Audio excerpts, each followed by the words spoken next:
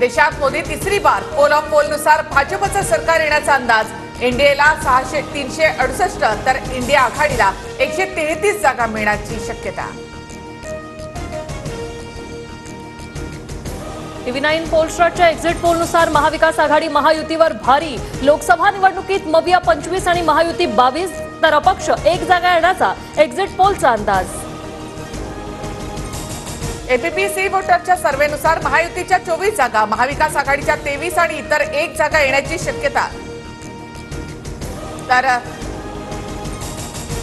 चाणक्यच्या सर्व्हेनुसार महायुतीला 33 आणि महाविकास आघाडीला 15 तर इतर एकही जागा न येण्याचा अंदाज। TV9 मराठीच्या पोलस्टारनुसार महाविकास आघाडी शिवसेना ठाकरे गट वरचढ। ठाकरे गटाला 14, काँग्रेसला 5 तर राष्ट्रवादी शरद पवार गटाला 6 जागा मिळण्याचा कल।